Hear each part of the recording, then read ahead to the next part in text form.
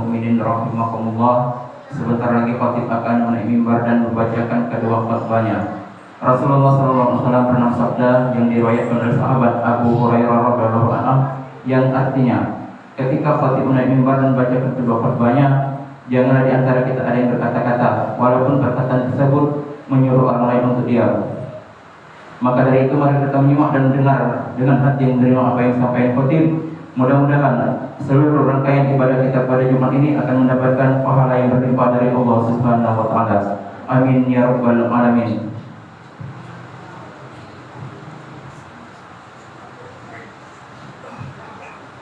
Inna Allaha wa malaikatahu yusholluna 'alan nabi. Ya ayyuhallazina amanu shallu 'alaihi wa sallimu taslima. Allahumma shalli 'ala sayyidina Muhammadin sayyidil mursalin wa 'ala alihi at-thayyibin at-tahirin wa akramil warahum ajma'in bi rahmatika ya arhamar rahimin. Assalamualaikum warahmatullahi wabarakatuh. Allahu akbar, Allahu akbar. Innal hamdalillah nahmaduhu wa nasta'inuhu wa nastaghfiruh wa na'udzu billahi min shururi anfusina wa min sayyiati a'malina. May yahdihillahu fala mudilla lahu wa may yudlilhu fala hadiya lahu. Asyhadu an la ilaha illallah wahdahu la syarika lahu wa asyhadu anna Muhammadan 'abduhu wa rasuluhu la nabiyya ba'dah. Allahumma shalli wa sallim wa barik ala sayyidina Muhammadin al-Fatih lima ukhliqa wal khatim lima sabaq wan nasir al-haqqi bil haqqi wal hadi ila siratikal mustaqim. Sallallahu alaihi wa ala alihi wa ashabihi haqqa qadrihi wa mi'darihi al-'azim. Amma ba'du, fa ya ayyuhan nas ittaqullaha haqqa tuqatih wa la tamutunna illa wa antum muslimun. Wa qala Allah ta'ala fil Qur'anil Karim, a'udzu billahi minasy syaithanir rajim. Qala Isa ibn Maryam, Allahumma rabbana anzil 'alaina ma'idatan minas sama' takunu lana 'idan li awwalina wa akhirina wa ayatan minka warzuqna wa anta khairur raziqin. Shadaqallahul 'azim. Alhamdulillahirabbil alamin. Mari kita ucapkan dengan kesadaran sebagai ungkapan rasa syukur kita kepada Allah Subhanahu wa taala atas segala limpahan karunia nikmat yang telah diberikan kepada kita semuanya dari lahir hingga detik ini. Sering saya sampaikan ada dua nikmat yang sering terlupakan. Yang pertama adalah nikmat sehat. Ketika dicabut nikmat kesehatan itu, barulah kita tahu bahwasanya sehat ternyata karunia Allah yang luar biasa. Karena dengan sehat kita banyak yang kita bisa lakukan. Kita bisa makan nikmat karena sehat. Kita bisa berkegiatan, beraktivitas karena sehat. Kita bisa berkeinginan juga karena sehat. Tanpa kesehatan, maka semua itu tidak akan ada. Oleh karena itu, mari kita sadari bahwasanya begitu diberikan Allah tubuh yang sehat, maka syukuri bahwasanya Allah telah menganugerahkan karunia yang tiada batasnya. Yang kedua adalah kesempatan dan umur yang panjang. Ini juga sering terlupakan dengan hiruk pikuknya dunia, dengan segala permasalahan dan kesenangan dunia. Terkadang kita lupa dengan nikmat umur yang panjang. Padahal minimal ada dua. Jikalau kita diberikan kesempatan dan umur yang panjang oleh Allah Subhanahu wa taala, minimal ada dua kesempatan yang bisa kita peroleh.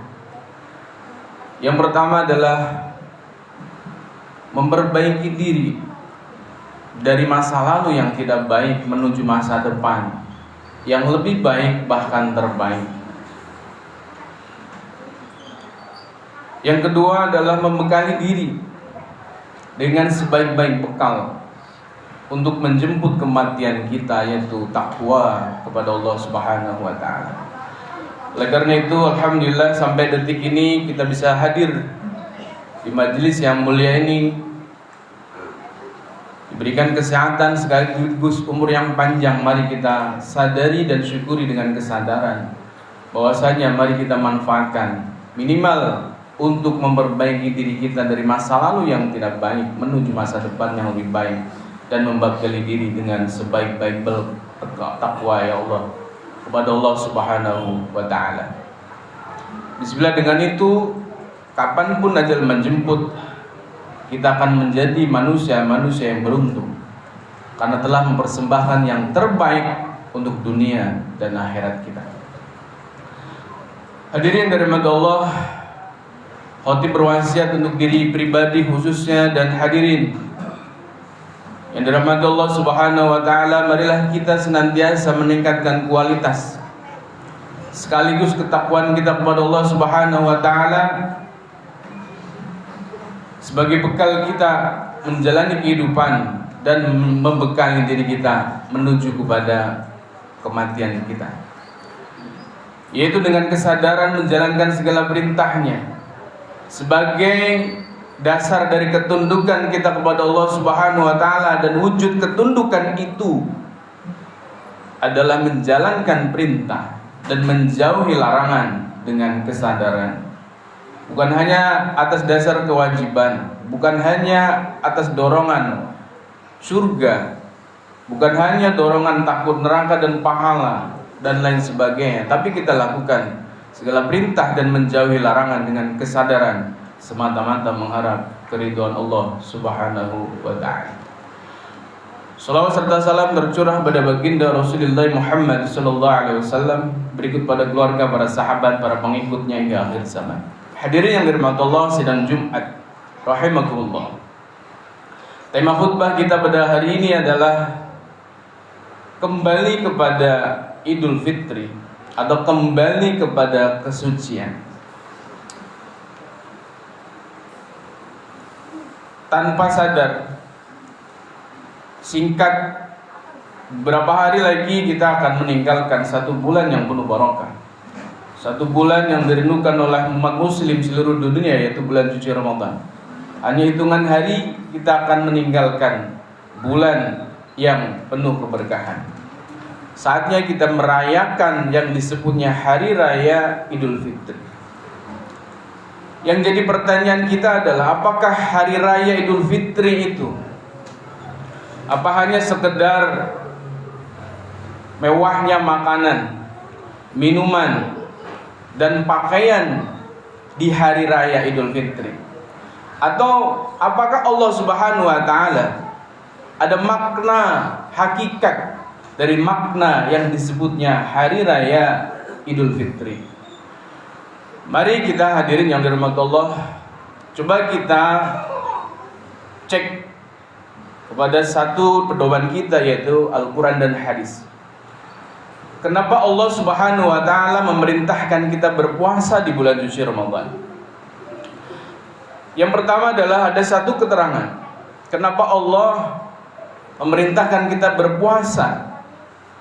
Ada satu kisah terkait bab nafsu, bagaimana nafsu bisa dikalahkan atau bagaimana nafsu bisa dikendalikan. Maka ada satu kisah yang menjadikan ini adalah salah satu kenapa Allah memerintahkan kita berpuasa di bulan suci Ramadan. Pada saatnya nafsu membangkang, ditanya oleh Allah Subhanahu wa taala, siapa aku dan siapa kamu? Aku adalah aku dan kamu adalah kamu, kata nafsu. Maka dengan seperti itu Allah menghukum si nafsu tadi di dalam api yang sangat panas selama 1000 tahun.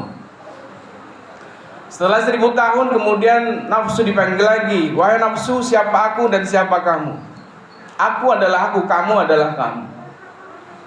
Kemudian karena masih ada pembangkangan, maka Allah kemudian menghukum nafsu tadi di dalam kondisi kedinginan selama 1000 tahun. Setelah 1000 tahun, nafsu dipanggil kembali oleh Allah. Wahai nafsu, siapa aku dan siapa kamu? Aku adalah aku dan kamu adalah kamu. Ternyata masih belum bergeming dari apa yang dipahami oleh nafsu dari awal. Kemudian Allah menghukum yang ketiga kali, yaitu dihukum dengan kelaparan selama 1000 tahun. Setelah dihukum dengan kelaparan selama 1000 tahun, maka nafsu dipanggil kembali lagi oleh Allah. Wahai nafsu, siapa aku dan siapa kamu? Baru nafsu menjawab, aku adalah hambamu dan kau adalah Tuhanku. Nah, dari kisah ini bisa kita ambil hikmah bahwasanya satu-satunya cara untuk mengendalikan nafsu, untuk mengalahkan hawa nafsu kita, tidak ada jalan kecuali dengan kelaparan. Oleh karena itu syariat Islam sebagaimana yang tercantum dalam Al-Qur'an, ya ayyuhalladzina amanu kutiba alaikumussyam, yaitu perintah puasa di bulan suci Ramadan, tidak lain tidak bukan untuk mengalahkan hawa nafsu kita, sehingga nafsu manusia yang di level terendah menuju kepada level yang lebih tinggi, dari nafsu amarah menuju nafsu mutmainnah, yaitu nafsu dalam ketenangan. Disitulah tujuan, salah satu tujuan kenapa Allah memerintahkan pada muslimin untuk berpuasa di bulan suci Ramadan. Tidak lain tidak bukan untuk menghantarkan kembali kepada diri sejati kita, atau dengan kata lain kembali kepada kesucian. Yang kedua, ada satu hadis yang ini harusnya menjadi evaluasi setiap 10 hari dalam bulan Ramadan. Sebuah hadis mengatakan 10 hari pertama adalah rahmat, 10 hari kedua adalah maghfirah, 10 hari ketiga adalah pembebasan dari siksa api neraka. Dan kita hari ini masuk di fase ketiga, yaitu pembebasan dari siksa api neraka. Ini juga menjadi tujuan bahwasanya harusnya kita dalam menjalankan ibadah di bulan suci Ramadan, dengan menjalankan puasa di bulan suci Ramadan, harusnya mendapatkan fase-fase di setiap fasenya. Yang pertama rahmat, dipanggilnya ya ayuhan nas, ya ayuhal mu'minun, wahai orang-orang yang beriman. Dipanggil oleh Allah untuk masuk ke dalam bulan suci Ramadan. Ayo kembali kepada kesadaran murnimu, ayo kembali kepada diri sejatimu, ayo kembali kepada kesucianmu dengan cara menjalankan puasa. Itulah rahmat dari Allah, memberikan kesempatan kepada siapapun yang berdosa di bulan suci Ramadan, dipanggil oleh Allah untuk mendapatkan segala rahmat, ampunan dari Allah Subhanahu wa taala. Yang kedua ampunan, 10 kedua ampunan. Harusnya kita sudah bisa menilai apakah di 10 hari yang kedua di bulan suci Ramadan kita sudah mendapatkan ampunan atau belum. Bukan hanya kemudian kita hanya berangan-angan kalau kita sudah melakukan puasa kita bisa mendapatkan ampunan. Belum tentu. Harus ada syarat dan ketentuan, dan harus ada tanda-tanda bagaimana kita dengan karomah, dengan keberkahan dari puasa yang kita lakukan menjadi jalan ampunan dari Allah Subhanahu wa taala. Cirinya apa? Salah satu ciri diampuni dosa-dosa kita adalah rasa ketenangan, kedamaian. Sebagaimana jikalau kita melakukan dosa, maka kita yang dirasakan adalah kegelisahan, ketidakdamaian, maka otomatis kebalikan dari ampunan Allah Subhanahu wa taala. Dari dosa-dosa yang kita lakukan, otomatis kita sudah harusnya mendapatkan ketenangan, kedamaian. Apakah itu sudah kita dapatkan di 10 kedua bulan suci Ramadan? Masuk ke 10 ketiga bulan suci Ramadan, yaitu pembebasan dari siksa api neraka. Jangan juga hanya berangan-angan nanti pada saat setelah mati kita akan dibebaskan dari neraka. Belum tentu, Pak. Kita harus menilai dan harus ada tanda-tanda apakah puasa kita sudah menjadi jalan pembebasan dari siksa api neraka. Bagaimana ciri-ciri kita sudah dibebaskan dari siksa api neraka? Jalan dari puasa itu. Maka Allah Subhanahu wa taala memberikan keterangan yang sangat jelas. Silakan buka di surat Hud ayat 106 dan 108. Orang-orang yang sengsara itu adalah tempatnya di dalam neraka, dan mereka menarik dan menghembuskan nafas sambil merintih. Di sini ada keterangan bab neraka, bahwasanya orang-orang yang sengsara itu adalah tempatnya di dalam neraka. Dan apakah sengsara itu hanya nanti kita dapatkan setelah mati? Tentunya tidak. Perasaan sengsara, bahagia, damai, resah, gelisah kita bisa rasakan sekarang, pada saat kita hidup di dunia. Nah, kalau kita setelah menjalankan puasa di bulan suci Ramadan, 10-3 terakhir di bulan suci Ramadan, kita harusnya ada parameter, ada evaluasi. Apakah jalan puasa sudah membebaskan diri kita dari siksa api neraka? Cirinya apa? Kita sudah terbebas, perasaan kita, rasa kita dari kesengsaraan.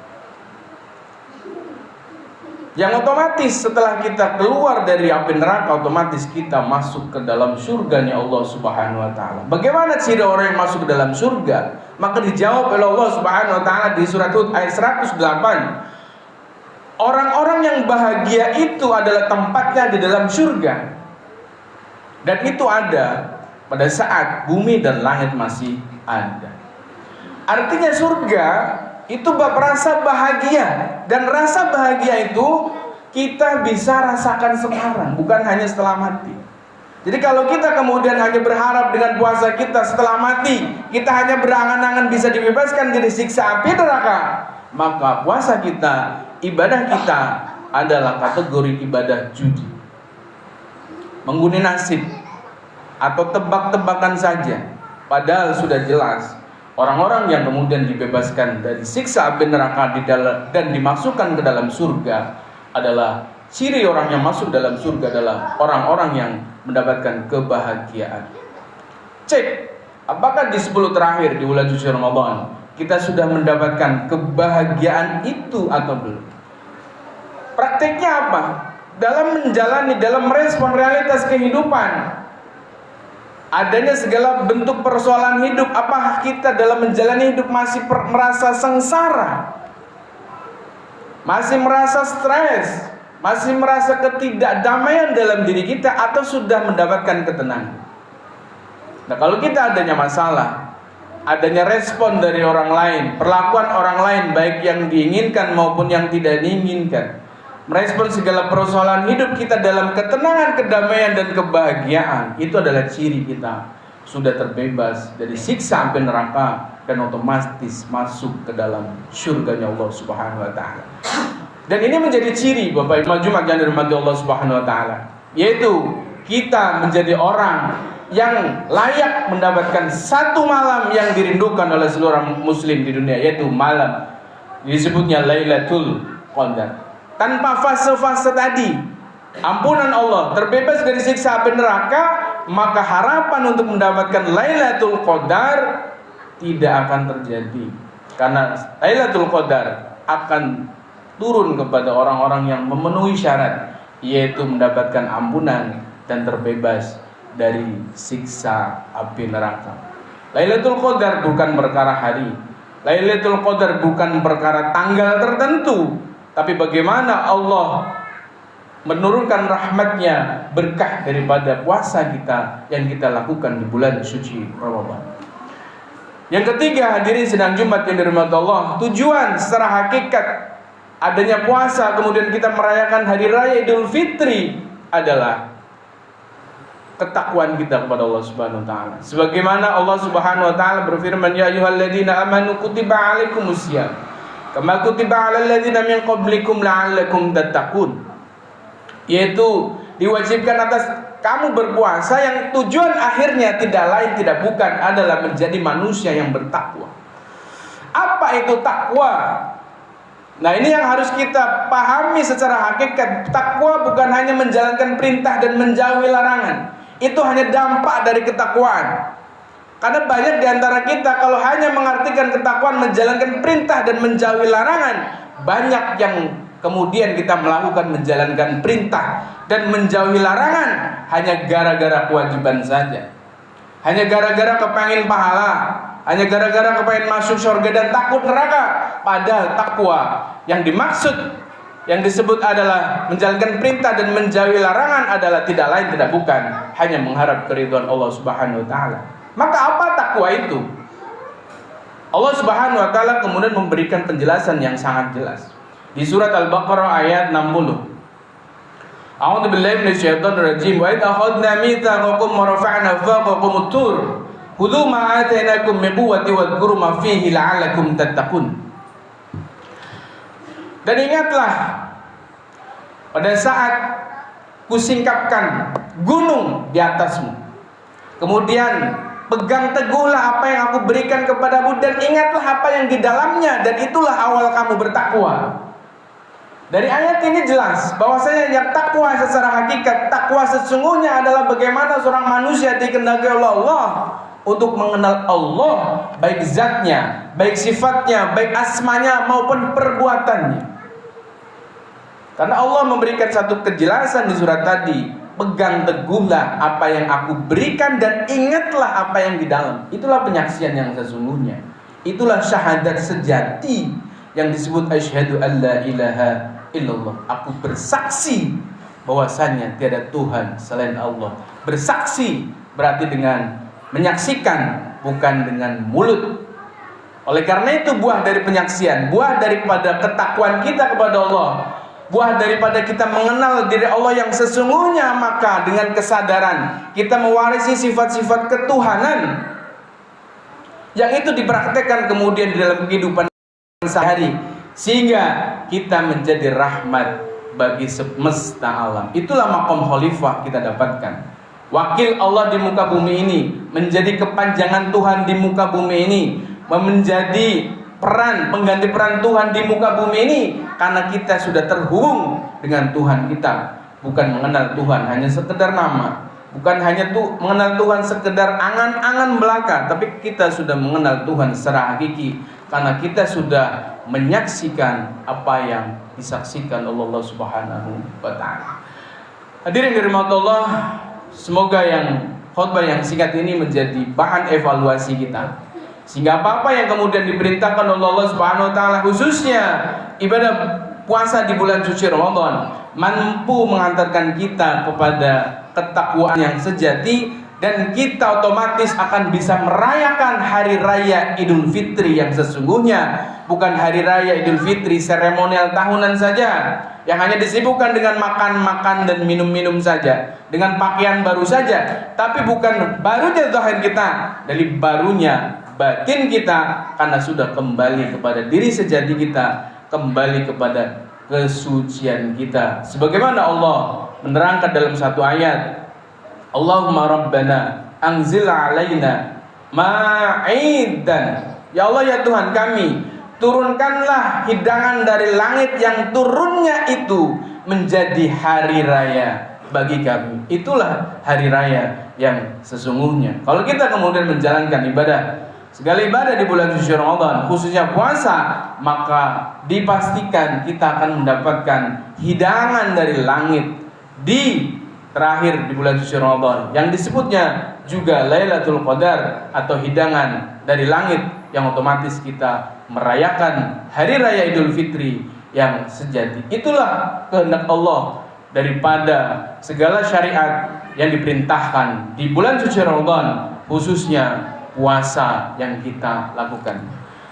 Hadirin dirahmati Allah, semoga apa yang saya sampaikan yang singkat ini menjadi jalan evaluasi dan hidayah bagi kita, sehingga hitungan hari dalam menjalin di bulan suci Ramadan kita maksimalkan. Semoga apa yang kita lakukan mengundang keridhaan Allah Subhanahu wa taala, sehingga kita layak merayakan hari raya Idul Fitri yang sejati. Amin ya rabbal alamin. A'udzu billahi minasyaitonir rajim. Bismillahirrahmanirrahim. Wal 'asr innal insana lafi khusrin illa alladziina amanu wa 'amilus solihati wa tawassaw bil haqq wa tawassaw bis sabr. Barakallahu li wa lakum fil Qur'anil Karim wa nafa'ani wa iyyakum bima fihi minal ayati wa dzikril hakim wa qurbi fir warham wa anta khairur rahimin. اللهم صل على سيدنا محمد وعلى آل سيدنا محمد.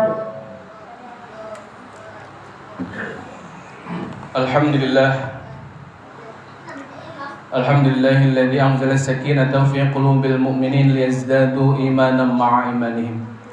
Asyhadu an la ilaha illallah wahdahu la syarika lahu wa asyhadu anna Muhammadan 'abduhu wa rasuluhu la nabiyya ba'dahu. Ya ayyuhal hadirun ittaqullaha haqqa tuqatih wa la tamutunna illa wa antum muslimun. Wa qala Allah ta'ala fil Qur'anil Karim, a'udzu billahi minasy syaithanir rajim. Innallaha wa malaikatahu yusholluna 'alan nabi. Ya ayyuhalladzina amanu shallu 'alaihi wa sallimu taslima.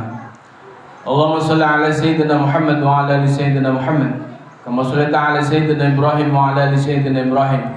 وبارك على سيدنا محمد وعلى ال سيدنا محمد كما باركت على سيدنا ابراهيم وعلى ال سيدنا ابراهيم في العالمين انك حميد مجيد. اللهم اغفر للمؤمنين والمؤمنات والمسلمين والمسلمات الاحياء منهم والاموات يا رب العالمين.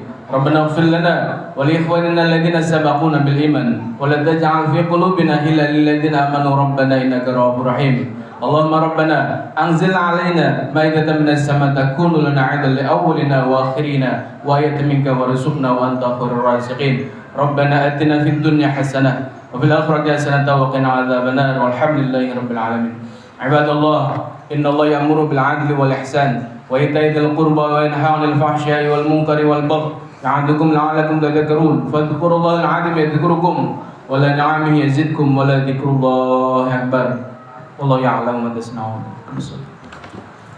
Allahu akbar, Allahu akbar. Asyhadu an la ilaha illallah, asyhadu anna Muhammadar Rasulullah. Hayya 'alas shalah, hayya 'alal falah. Qad qamatis shalah, qad qamatis shalah. Allahu akbar, Allahu akbar. La ilaha illallah. Subuh pada tasbih subuh menawar salat terus rapat sahnya kami kesempatan salat berjamaah.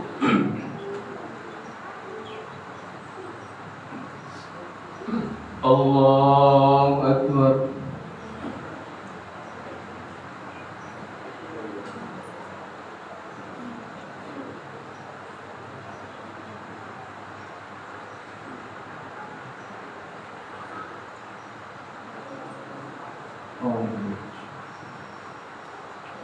Bismillahirrahmanirrahim. Alhamdulillahi rabbil alamin. Ar-Rahmanir Rahim. Maliki yawmiddin. Iyyaka na'budu wa iyyaka nasta'in.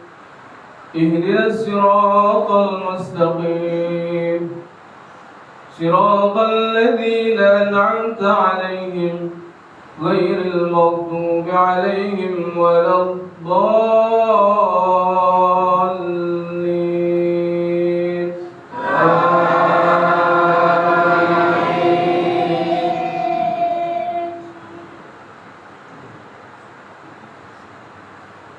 بسم الله الرحمن الرحيم. الحمد لله الذي أنزل على عبده الكتاب ولم يجعل له عوجا قيما لينذر بأسا شديدا من لدنه ويبشر المؤمنين الذين يعملون الصالحات أن لهم أجرا حسنا ماكثين فيه أبدا وينذر الذين قالوا اتخذ الله ولدا ما لهم به من علم ولا لآبائهم كبرت كلمة تخرج من أفواههم إن يقولون إلا كذبا. الله أكبر. سمع الله لمن حمده. الله أكبر الله أكبر الله أكبر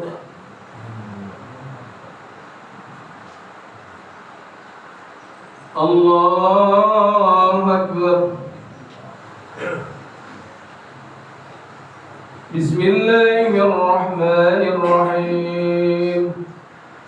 الحمد لله رب العالمين الرحمن الرحيم مالك يوم الدين إياك نعبد وإياك نستعين اهدنا الصراط المستقيم صراط الذين أنعمت عليهم غير المغضوب عليهم ولا الضالين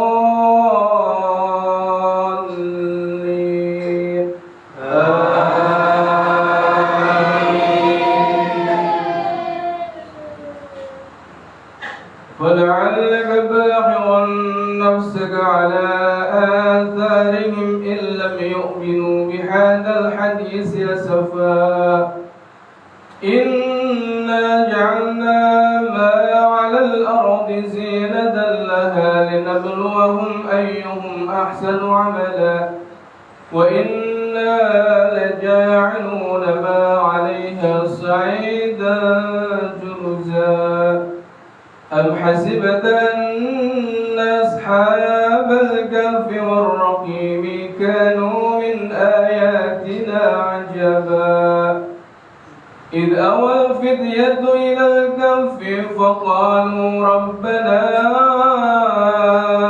آتنا من لدنك رحمة ربنا آتنا من لدنك رحمة وهيئ لنا من أمرنا رشدا. الله أكبر. سمع الله لمن حمده. الله أكبر. الله أكبر. الله أكبر. الله أكبر.